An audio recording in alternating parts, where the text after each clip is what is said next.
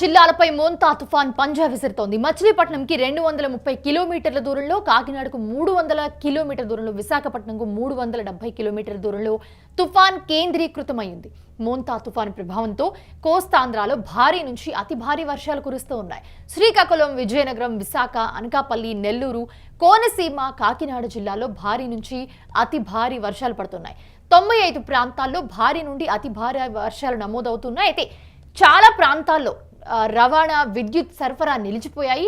ప్రజలు అప్రమత్తంగా ఉండాలని చెప్పి ప్రభుత్వం హెచ్చరికలు జారీ చేస్తోంది. ఇది అంశానికి సంబంధించి మరిన్ని అప్డేట్స్ అందించడానికి మా ప్రతినిధి సాయి అందుబాటులో ఉన్నారు.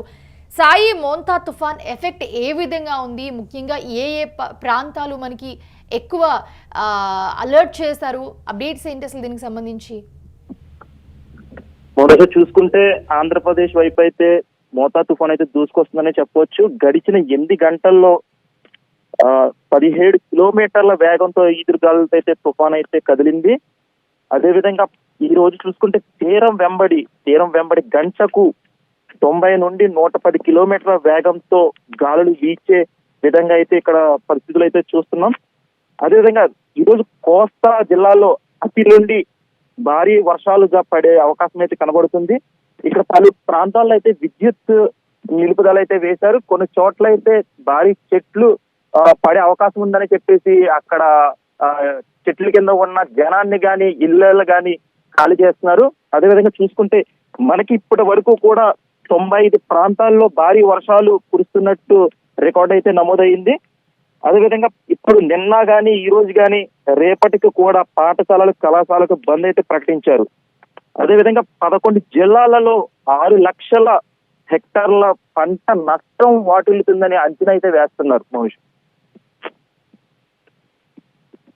కొన్ని ఎఫెక్టెడ్ ప్రాంతాల్లో అక్కడ ఉన్న ప్రజలందరినీ కూడా తరలించే ప్రయత్నం కూడా చేస్తున్నట్లుగా మనకి అప్డేట్స్ అందుతూ ఉన్నాయి. సో ఎక్కడ ముఖ్యంగా ఇప్పుడు కోనసీమ వైపు చూసుకుంటే ఎఫెక్ట్ ఎక్కువ ఏ ప్రాంతాల్లో కనిపిస్తోంది? ఇటు నెల్లూరు, రాయలసీమ ఇటు పక్కన ఏ ప్రాంతాల్లో కనిపిస్తోంది? ఇటు ఉమ్మడి పశ్చిమ గోదావరి చూసుకున్నట్టయితే ఇటు మొగల్తూరు, నరసాపురం నియోజకవర్గం మొగల్తూరు తీరం వెంబడైతే ప్రజలనైతే తీరం వెంబడి ఉన్న ప్రజలనైతే అక్కడ ఖాళీ చేయించేశారు. బీచ్లకి అయితే కూడా ఎవరిని రానివ్వట్లేదు. కార్తీక మాసం అవడంతో పుణ్య స్నానాలకు వచ్చే భక్తుల్ని కూడా అక్కడ నిలుపుదల వేశారు. పర్యాటకులను కూడా ఇక్కడ పర్యాటక ప్రదేశాన్ని నిషేధించారు.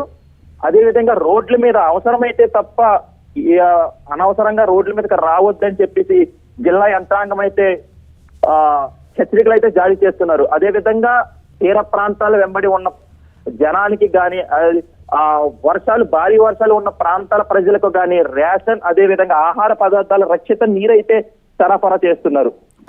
అదేవిధంగా చూసుకున్నట్లయితే కొన్ని చోట్ల ఎఫెక్ట్ ఎప్పటి వరకు ఉండే అవకాశం కనిపిస్తోంది మనకి? ఎప్పుడు తీరం దాటనుంది? ఈ రోజు సాయంత్రం రాత్రికి అయితే తీరం దాటే యోచనలు అయితే ఉన్నట్టు తెలుస్తుంది.